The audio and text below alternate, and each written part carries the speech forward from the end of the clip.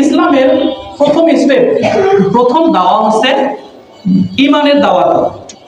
তারপরে পর্যায়ক্রমে নামাজ, রোজা, হজ, যাকাত আর অন্যান্য যে ইবাদতগুলো আছে। প্রথম স্টেপ হচ্ছে ঈমানের দাওয়াত। মূল কথা, আমরা কি এই দুনিয়াতে সারা জীবন থাকার জন্য এসেছি? থাকার জন্য এসেছি। আমরা প্রত্যেকেই সকলেই চাই দুনিয়াতে শান্তি, পরকালে নাজাত, শান্তি। এই ব্যাপারে আল্লাহ তাআলা রাব্বুল আলামিন সূরাতুস সাফের মধ্যে 10 এবং 11 নম্বর আয়াতে আল্লাহ তাআলা রাব্বুল আলামিন বলেন, ইয়া আইয়ুহাল্লাযীনা আমানু হাল আদুল্লুকুম আলা তিজারাতিন তুনজিকুম মিন আযাবিন আলীম। আল্লাহ তাআলা রাব্বুল আলামিন ওই সকল মুমিন বান্দাদের উদ্দেশ্য করে বলেছেন, ইয়া আইয়ুহাল্লাযীনা আমানু, হে মুমিন বান্দাগণ, হাল আদুল্লুকুম আলা তিজারাতিন, আমি কি তোমাদের এমন একটা ব্যবসার কথা বলে দিব? আল্লাহ তাআলা রাব্বুল আলামিন এই মুমিন বান্দাদেরকে উদ্দেশ্য করে বলতেছেন, হাল আদুল্লুকুম আলা তিজারাতিন, আমি কি তোমাদের এমন একটা ব্যবসার কথা বলে দিব তুনজিকুম মিন আযাবিন আলীম, যে ব্যবসা তোমাদের যন্ত্রণাদায়ক শাস্তি থেকে, আযাব থেকে নাজাত দিবে। আমি কি তোমাদের এমন একটা ব্যবসার কথা বলে দিব? কাকে উদ্দেশ্য করে বলেছেন বলেন তো দেখি? আল্লাহ তাআলা তার মুমিন বান্দাদের উদ্দেশ্য করে বলেছেন, হে মুমিন বান্দাগণ, আমি কি তোমাদের এমন একটা ব্যবসার কথা বলে দিব যে ব্যবসা করলে মুমিন বান্দাকে আযাব থেকে মুক্তি দান করবে। এখন জানতে হবে কি সেই ব্যবসা, কি ব্যবসা, আল্লাহর সাথে কি ব্যবসা করলে আল্লাহ তাআলা সেই মুমিন বান্দাদেরকে আযাব থেকে রক্ষা করবে। পরের আয়াতে আল্লাহ তাআলা রাব্বুল আলামিন বলেন, তুমিনুনা বিল্লাহি ওয়া রাসূলিহি, তুমিনুনা বিল্লাহ, সে ব্যবসা হচ্ছে আল্লাহর প্রতি ঈমান আনা। সকলে বলি সুবহানাল্লাহ। সে ব্যবসা কি? আল্লাহর প্রতি ঈমান আনা। আল্লাহ তাআলা তার মুমিন বান্দাদেরকে বলতেছেন, হে মুমিন বান্দারা, আমি কি তোমাকে এমন একটা ব্যবসার কথা বলে দেব যে ব্যবসা যদি তুমি করো তোমাকে সেই পরকালের আযাব থেকে আল্লাহ তাআলা নাজাত দিয়ে দেবে।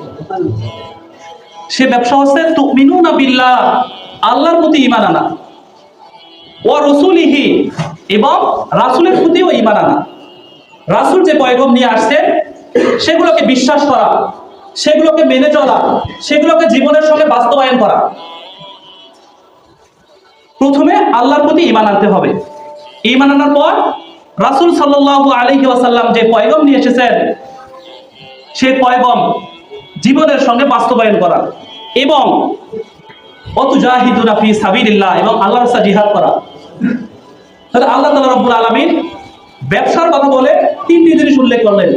এক নম্বরে আল্লাহ তাআলাকে বিশ্বাস করতে হবে, আল্লাহ তাআলার প্রতি ঈমান আনতে হবে। দুই নম্বরে রাসূল সাল্লাল্লাহু আলাইহি ওয়াসাল্লামকে বিশ্বাস করতে হবে, রাসূল সাল্লাল্লাহু আলাইহি ওয়াসাল্লামের প্রতি ঈমান আনতে হবে। তিন নম্বরে আল্লাহর রাস্তায় জিহাদ করতে হবে। আল্লাহর রাস্তায় জিহাদ কিভাবে করব?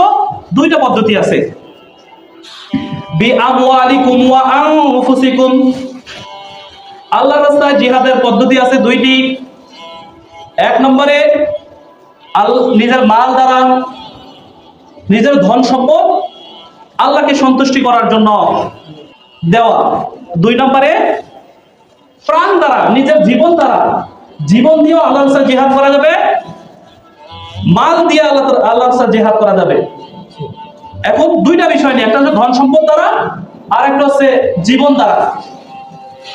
আমাদের এখানে অনেকে আছে, বা এখানে নাই অন্য কোথাও আছে, অনেকে বলে হুজুর যা করতে পারেন তাই করবো, কিন্তু টাকা পয়সা দিতে পারবো না কিছু। কিন্তু আল্লাহ তাআলা এখানে স্পষ্ট হয়ে বলছেন, বিআমওয়ালিকুম ওয়া আনফুসিকুম, জান দ্বারা, মাল দ্বারা, মাল দ্বারা, জান দ্বারা, এই দুইটা জিনিসের দ্বারা আল্লাহর রাস্তায় জিহাদ করার কথা বলা হয়েছে। এটাকে উদ্দেশ্য করে বললেন, যালিকুম খায়রুল লাকুম, খায়র মানে উত্তম, এটা তোমাদের জন্য উত্তম জিনিস, উত্তম। এর থেকে উত্তম আর কি হতে পারে? ইন কুনতুম তা'লামুন, যদি তোমাদের জ্ঞান থাকে, যদি তোমরা উপলব্ধি করতে পারো যদি তোমাদের জ্ঞান থাকে যে আল্লাহ তাআলা রব্বুল আলামিন সরাসরি নিজেই বলেছেন, আমি কি তোমাদের এমন একটা ব্যবসার কথা বলে দিব যে ব্যবসা তোমরা যদি আমার সাথে করো তোমাদেরকে সেই পরকালের আযাব থেকে আল্লাহ তাআলা নাজাত দিয়ে দেবেন। সুবহানাল্লাহ। সে ব্যবসা কি?